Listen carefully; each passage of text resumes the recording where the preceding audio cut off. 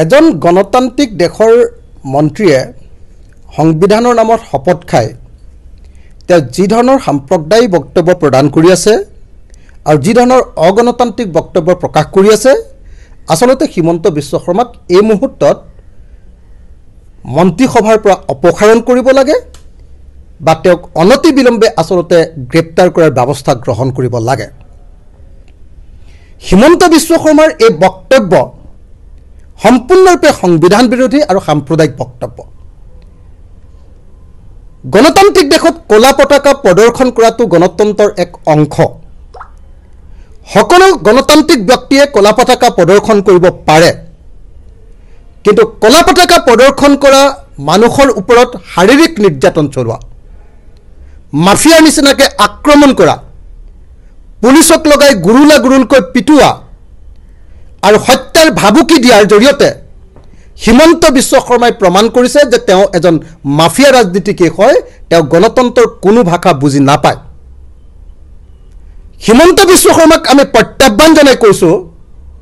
যে তেওঁ যে 800 মানুহ উলিয়াম বুলি কৈছিলে, ক'ত 800 মানুহ কালি তেওঁ পাঠশালাত উলিয়াব পাৰিলে? পাঠশালাত কালি অসম জাতীয়তাবাদী যুৱ ছাত্ৰ পৰিষদ, সদৌ অসম ছাত্ৰ সন্থা আৰু কৃষক মুক্তি সংগ্ৰাম সমিতিৰ যি কলা পতাকা প্ৰদৰ্শন অনুষ্ঠিত হৈছিলে তাত তেওঁ ক'ত 800 মানুহ উলিয়াব পাৰিলে সেই প্ৰশ্নৰ জবাব তেওঁ দিয়ক। দ্বিতীয় কথা, পাঠশালাত তেওঁ ক'ত মুছলিম মানুহ পালে? আপোনালোকে নিশ্চয় সকলোৱে জানে যে বজালী মহকুমাটোৱে হ'ল অসমৰ, বিশেষকৈ নামনি অসমত আটাইতকৈ কম মুছলিম জনসংখ্যাৰ ঠাই। তাত কালি অসম জাতীয়তাবাদী যুৱ ছাত্ৰ পৰিষদ, সদৌ অসম ছাত্ৰ সন্থা আৰু কৃষক মুক্তিৰ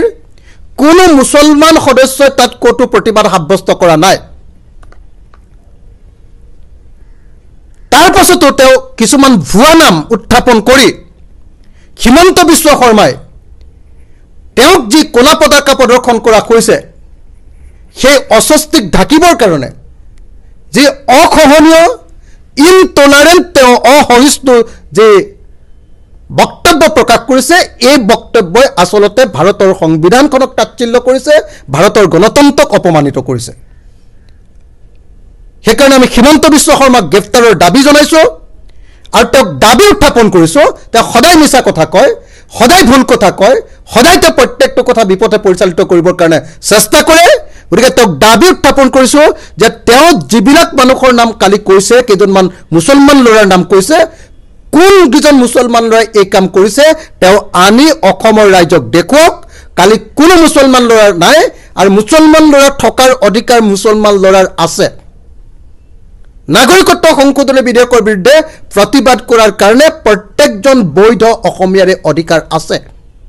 হিন্দুৱে কওক বা মুছলমানে কওক, প্ৰত্যেকজনৰ অধিকাৰ আছে আৰু তাক তেওঁ বিপথে পৰিচালিত কৰি 2019 নিৰ্বাচনটোক যাতে তেওঁ এক সাম্প্ৰদায়িক পোলাৰাইজ কৰিব পাৰে, তাৰ কাৰণে যি ধৰণৰ বক্তব্য প্ৰকাশ কৰি আছে, তাৰ কাৰণে আচলতে হিমন্ত বিশ্ব শৰ্মাক গ্ৰেপ্তাৰ কৰিব লাগে, তেওঁক অসমৰ ৰাজনীতিৰ পৰা এগৰীয়া কৰিব লাগে। আৰু হিমন্ত বিশ্ব শৰ্মাই যে চিণ্ডিকেট, ৰাজনৈতিক চিণ্ডিকেটৰ কথা কৈ আছে, সেই চিণ্ডিকেট সম্পূৰ্ণৰূপে বন্ধ কৰাৰ ব্যৱস্থা গ্ৰহণ কৰিব লাগে। হিমন্ত বিশ্ব শৰ্মাৰ ৰাজনীতিৰ দিন যে উকলিল, তেওঁ কিমান হতাশ হোৱাৰ পাছত এনেকুৱা হিন্দু মুছলমানৰ কথা ক'বলগীয়া হৈছে, সত্তৰ গাত ভেজা দিবলগীয়া হৈছে কি পৰিস্থিতিত, সেই হতাশা নিশ্চয় হিমন্ত বিশ্ব শৰ্মাই উপলব্ধি কৰিব। সমগ্ৰ অসমবাসী ৰাইজে এইটো কথা মনত ৰখা দৰকাৰ যে হিমন্তৰ দিন বেয়া, বিজেপিৰ দিন বেয়া আৰু তেওঁলোকে উপায়বিহীন হৈ এতিয়া বেলেগ একো কথাৰে নোৱাৰি এতিয়া তেওঁলোকে এনেকুৱা ধৰ্মীয় ৰাজনীতি কৰিবৰ কাৰণে অপচেষ্টা কৰিছে আৰু এই ধৰ্মীয় ৰাজনীতিক নিশ্চয় অসমবাসীয়ে প্ৰতিহত কৰিব, প্ৰতিৰোধ কৰিব আৰু হিমন্ত বিশ্ব শৰ্মা, সৰ্বানন্দ সোণোৱালহঁতৰ মুখাবিলাক নিশ্চয় অসমৰ ৰাইজে খুলি দিব। আমি হিমন্ত বিশ্ব শৰ্মাক সাম্প্ৰদায়িক ৰাজনীতি বন্ধ কৰিবৰ কাৰণে দাবী উত্থাপন কৰিছোঁ, সক্ৰিয়নি দিছোঁ আৰু যদি ইয়াৰ পাছতো সাম্প্ৰদায়িক ৰাজনীতি কৰি থাকে তেতিয়াহ'লে ফলাফল যে ভাল নহ'ব সেই কথাটো তেওঁ ভালকৈ মনত ৰখা দৰকাৰ।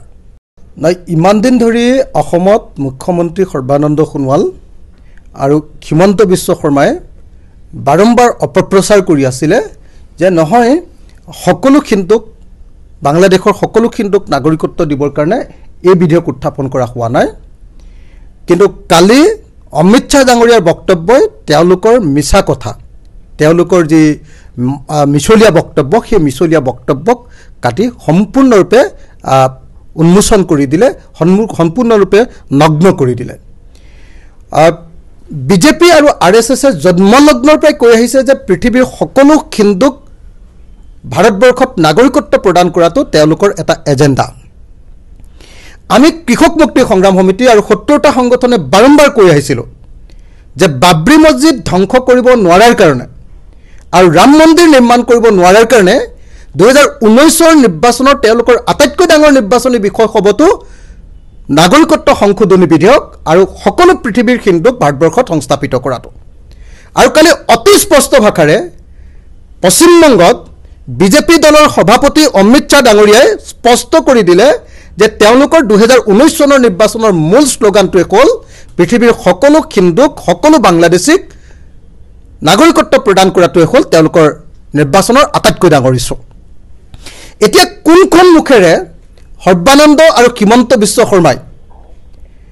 পৃথিৱীৰ সকলো হিন্দুক নাগৰিকত্ব দিয়া নহ'ব বুলি যি বক্তব্য প্ৰকাশ কৰি আছিলে আৰু কেৱল কিছু সংখ্যক মানুহকে আনিব বুলি কোৱা হৈছিলে সেই বক্তব্য যে মিছা এতিয়া কোন মুখেৰে সৈতে তেওঁলোকে এই বক্তব্য কেতিয়া সমৰ্থন কৰিব কালি আমি দেখিছোঁ যে কেন্দ্ৰীয় গৃহ বিভাগে গৃহ মন্ত্ৰালয়ে কিবা কিবি বহুত ক্লেৰিফিকেশ্যন দিছে তেওঁলোকে স্পষ্টীকৰণ দি কৈছে যে নহয় সকলো হিন্দুকে আনিব খোজা হোৱা নাই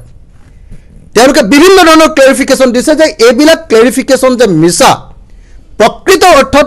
বিজেপি আৰু আৰএছএছে নাগৰিকত্ব সংশোধনী বিধেয়কৰ জৰিয়তে ভাৰতবৰ্ষত হিন্দু ৰাষ্ট্ৰ প্ৰতিষ্ঠা কৰিবৰ কাৰণে আৰু আন সকলো ধৰ্মক ইয়াৰ পৰা উৎখাত কৰিবৰ কাৰণে আৰু এখন ধৰ্মীয় ৰাষ্ট্ৰ প্ৰতিষ্ঠা কৰি ভাৰতবৰ্ষখনৰ সকলো ধৰ্মনিৰপেক্ষ আৰু গণতান্ত্ৰিক চৰিত্ৰক নাকচ কৰি দিবৰ কাৰণে যে এই কাম কৰিছে এই কথাটো কালি অমিত শ্বাহৰ বক্তব্যই অতি স্পষ্ট কৰি দিলে সেইকাৰণে যিসকলে সংবিধানক শ্ৰদ্ধা কৰে যিবিলাকে গণতন্ত্ৰক শ্ৰদ্ধা কৰে প্ৰত্যেকজন নাগৰিকে কালি অমিত শ্বাহৰ বক্তব্যৰ পাছত নাগৰিকত্ব সংশোধনী বিধেয়ক বাতিলৰ পক্ষত আৰু বিজেপি আৰু আৰএছএছক উৎখাতৰ পক্ষত আচলতে অৱস্থান গ্ৰহণ কৰাটো অত্যন্ত প্ৰয়োজন